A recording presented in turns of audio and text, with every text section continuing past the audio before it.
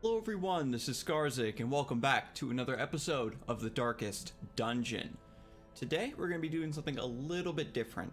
Over the course of this series, I've gotten a couple comments basically letting me know that in this game, like the sort of meta of Darkest Dungeon, damage is king. You don't need to worry about all this party synergy stuff and all the things that I've been trying to do. If you build a party with just straight damage, generally you can beat a lot of the easier dungeons where you guys can just plow through it.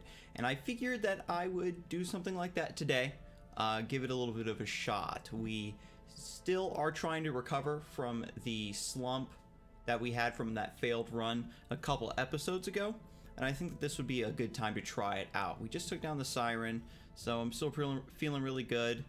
We're gonna put Snake Eyes, I think it is. No. It's Nobunaga into treatment for his tapeworm, because plus 100% food consumed is just purely annoying. And we're gonna get that out of the way now. That's 910 gold already down the drain.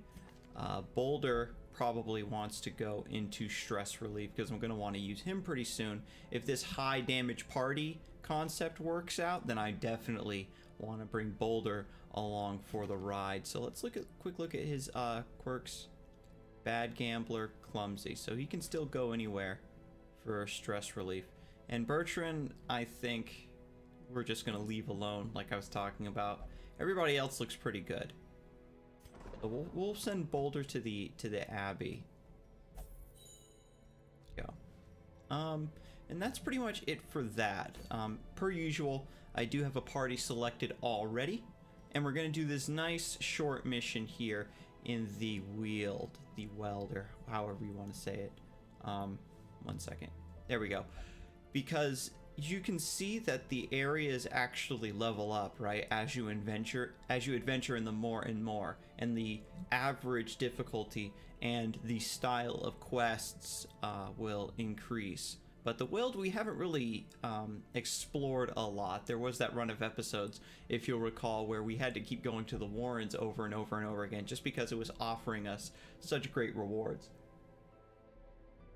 So now the stars have realigned, and it looks like this is going to be the best place for us to try out this new, it's experimental strat. Plus, it's going to be giving us deeds, which if we look at the long run of the game, we're going to be looking to upgrade our stagecoach a little bit more. The blacksmith and the guild are all going to need to be upgraded a little bit more to accommodate, late game, higher level heroes. And we need deeds for that. We severely need deeds. It's really important to note that you can trade in like your crests and stuff. You can swap them for deeds. But for now, we just want to try to pick up as many as we can organically. So let's take a look at the party. We've got Huldra, who actually has extra scouting chance, which is nice. I'm bringing Iron Swan, of course, and Wicked Hack, which is just great. Breakthrough is apparently a really good skill.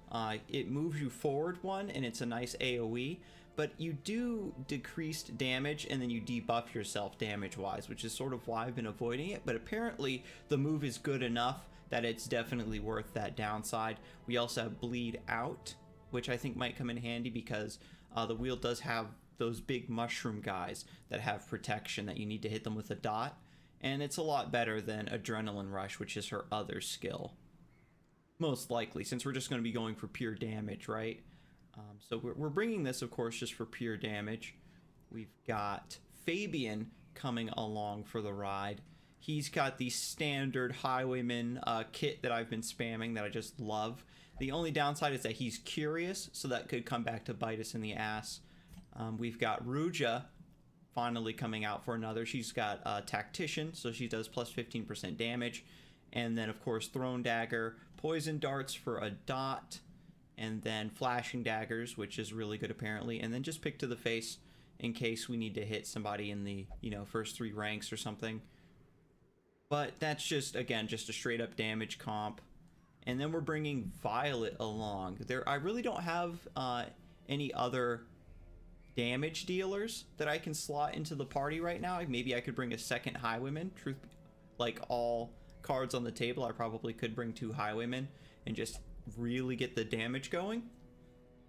But I think that I wanted somebody who could take advantage to give us a little bit more treasure. I talked a little bit about how building really high damage parties and just plowing your way through is the strat to go, but another aspect of this, you know, quote-unquote meta of running the game is also just foregoing torches altogether. Your party can be surprised a little bit more, right, by like getting stressed out a little bit more, but you get more treasure, which is important to note. So I think that Violet can combo with that aspect of it.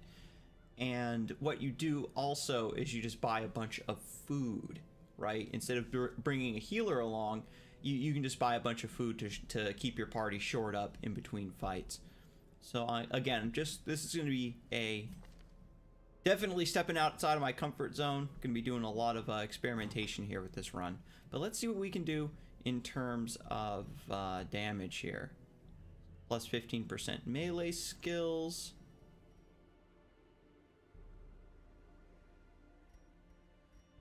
Seems really good. The protection stone, probably really good as well.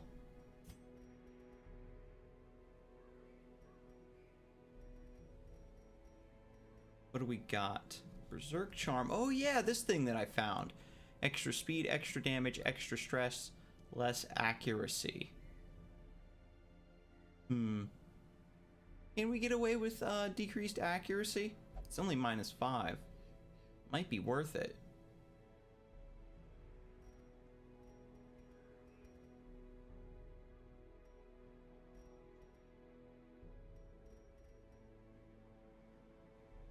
Oh man, this is actually going to be really good if we're going to be running low on torches this whole run. Plus 15% protection if torch below 26. And extra accuracy for melee skills. It's probably for the best. Want to take the Candle of Life, just give her a little bit of extra healing.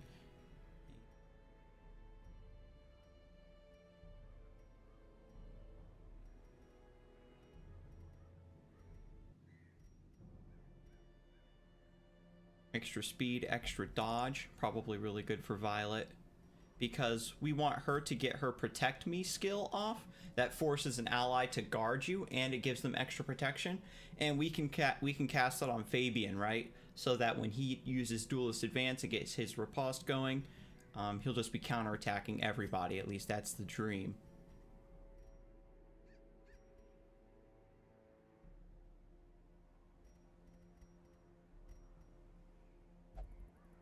%5 damage versus Eldritch. Are there Eldritch enemies in the Weald? Remember. I think they're like beasts and stuff.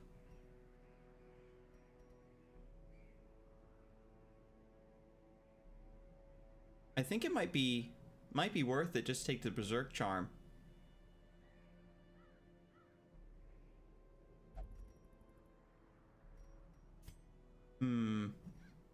We'll try it. We'll try the Berserk Charm and see how we like it. Here we go on our fool's errand.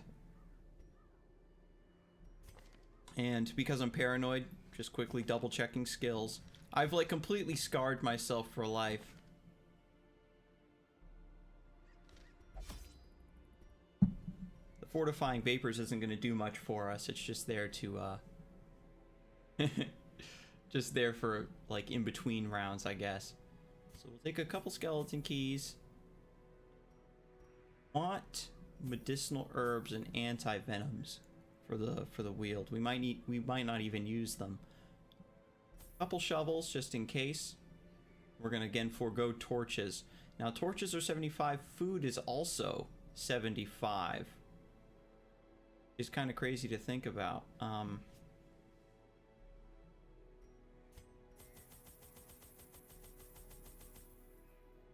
But wow, we can only bring a certain amount of food, I guess, because of the type of mission. Wow. So it's like that, huh?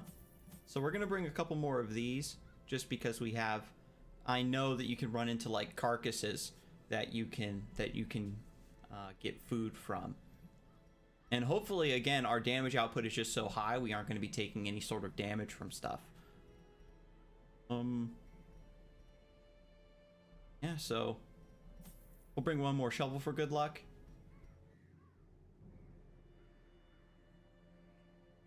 Let's do it. Really had to steel myself for this. Fighting in the dark. I knew all these paths once. Now we only have to explore 90% of rooms. God, glad I brought that third shovel. Now remember, we need Violet to check things because she has the ability to find those antiques that are worth a little bit more.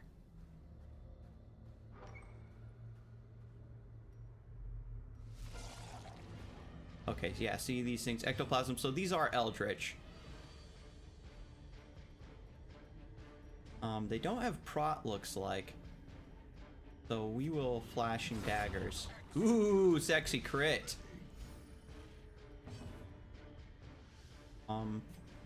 I think just because I have the opportunity, I'm gonna nervous stab to take out that second one. Ooh. Duelist advance. I think we just wicked slice here. Nice, okay. Excelente. We brought 2 skeleton keys, but this might be the sort of run. I think I need to have Violet be the one that opens chests as well. I have to remember that. So I missed out on a little bit of value. That first battle went definitely in our favor. We've had this happen before though, fam, right? Where we get a couple really solid fights in early, and then we'll get like the crazy RNG fight. But I've done some experimenting. Pack's already been looted. I've done some experimenting with low light runs here and there, trying to wean myself off of taking so many torches. Flashing daggers.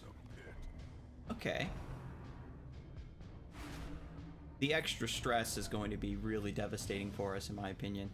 I think this is the part where we just use Protect Me on Fabian. Just get that up and running, so then his Duelist Advance will get a lot of value. And so basically, if these two get hit by anything, then it's just curtains. Nice. The ectoplasms, I think it's like if the fight goes on too long, they like reform themselves, right? Maybe I just start Fabian in the front row so that he can use point blank shot right off the bat. I suppose it's fine. Wow, that's a really long scout. I dig it. Check that pack. Wow, that's a bunch of empty packs, unfortunately. Spiders.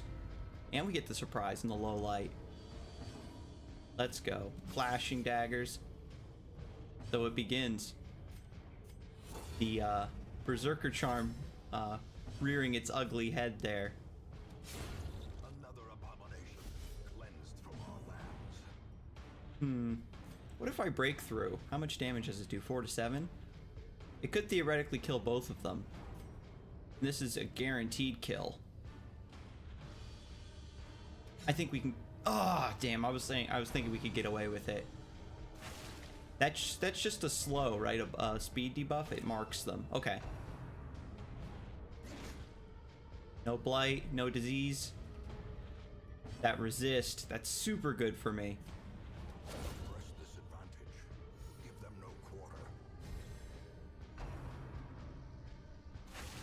Web. I don't mind if it does 0. Oh, it's a stun. That's cool. That's fine. That's fine. As long as Fabian gets to go next. Ooh, yeah, we can take this opportunity to do a little teeny bit of healing. Point blank shot. I love it. And look at this, all these deeds, more medicinal herbs, another antique. Nice. Explore this next room, nothing there. Keep on walking. We're almost in complete darkness now. Things are gonna start to get interesting. But like I said, you get more treasure, right? Closes in, haunting the hearts of men. Spider web. I think you use bandages, and they like cover their hands and search down in the tree stump. But I think we can just try anti-venom. No effect. We'll search it anyway. Nice. Yeah, so I think it is bandages there. Spooky. Old tree. Now this one is anti-venom. It nullifies the poisonous sap and allows you a thorough search. Okay. No fighting. Okay. Keep on walking. We're almost done. Nature Another shovel. a victim to the spreading corruption. Ugh. It's like right on the edge of a graveyard. Is this an unlocked left luggage? It's trapped. Ah, a little bit of a blight. Of course, right? Somebody's left their luggage behind in this dark forest of doom. We'll some food to counteract that. Very smart. Bite. Wow, okay, so looks like we have a pretty passable time. Another hunger. Oh boy, and another obstacle. And we have just enough shovels. Bring in that third shovel. My spider senses were tingling, I tell you, with that one. Look at this. Finally, we get a fight. Oh god, he's curious. The spirits command me to do this. Alright, Fabian. Nice. Bleed resist. Spirits are dicks. Double KO. Pardon my reach. We just do protect me here. We'll do it on Huldra. I have a feeling that she's going to be the target of the next attack, and we'll Wicked Slice. Nice. So I'm not running into like any ridiculous battles where it's like those mushroom spore guys and like the big mushroom titans that, you know, you have to be embarked by the mushroom first before they can hit you. We're going to continue adventuring. This is some BS. This isn't the horrible nonsense I signed up for. Oops, walked right into that trap. Mind that such missteps are the exception and not the norm. Didn't we scout this room already? Yeah. Fight me, Dark Forest. How sad. Well, we got our treasure.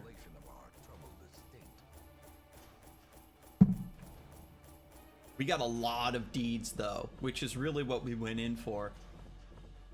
Super uneventful. But what's nice is that the party really didn't get stressed out by anything while we were adventuring, so we can take them right back out. Typically, you know, your party, you know, they get a lot of stress damage and stuff as things kind of go down. Calm. Minus 15% damage on first round.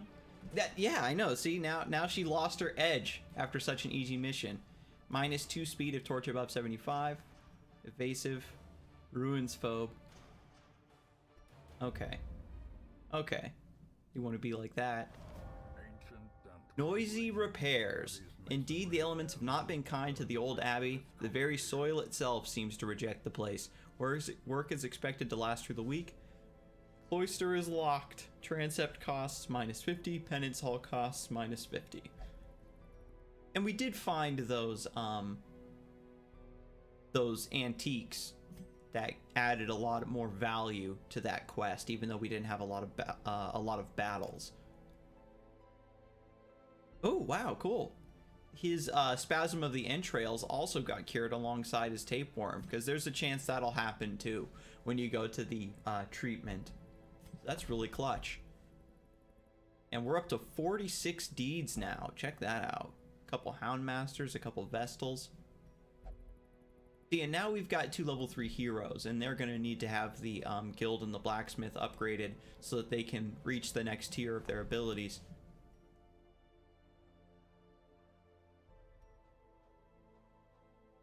Eldritch Slayer's Ring, plus 25% damage versus Eldritch. That's probably worth it for 6,000, because I could probably sell some stuff right now.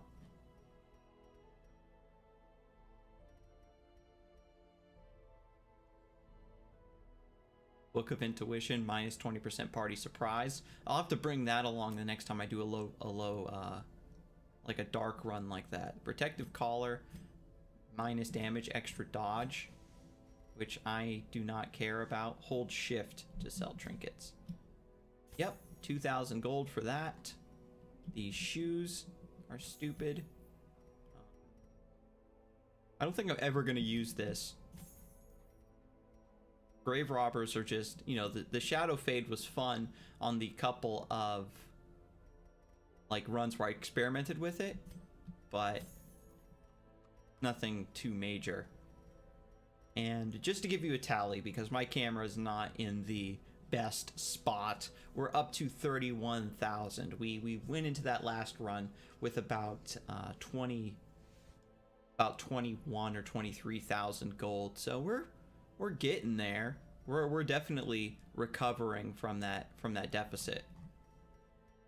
And I think another low light run like that will really help us pad our numbers. But we're gonna pick up. I think that I have the money to spend on that Eldritch Slayer's Ring, just because 20% damage is nothing to sneeze at. I really don't want this to turn into a ridiculous episode, but I suppose what we can do is just take a look and see what we can upgrade. Let me see. Furnace, no, we want weaponsmithing to go up to rank 3, because Nobunaga is 3, Eliza's 3, Red Hood, Dank Heart are about to hit 3. So I think that I might as well do this now while I have the chance. We could probably go to the guild as well. We also want to use... Oh, I thought the guild used deeds. So we can actually do training regimen and then instructor mastery.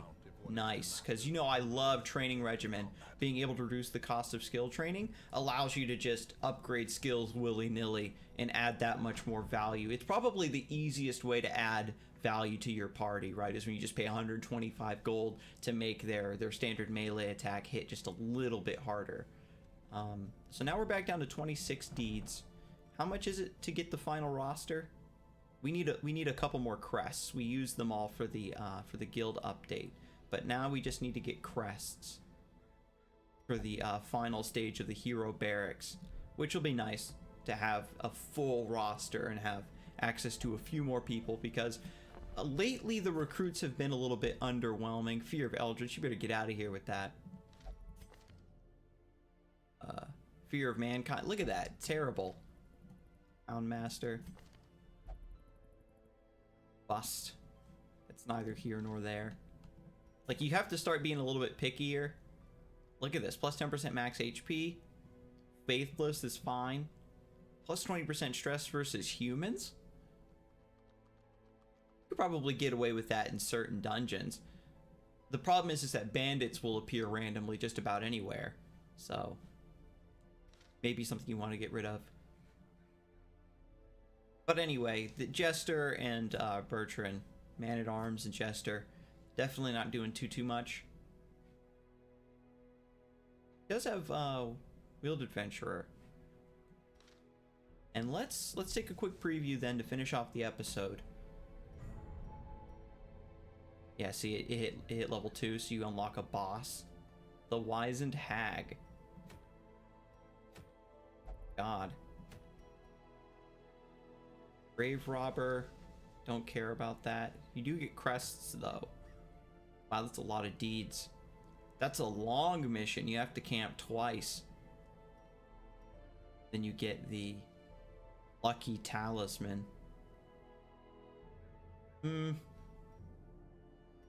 Style.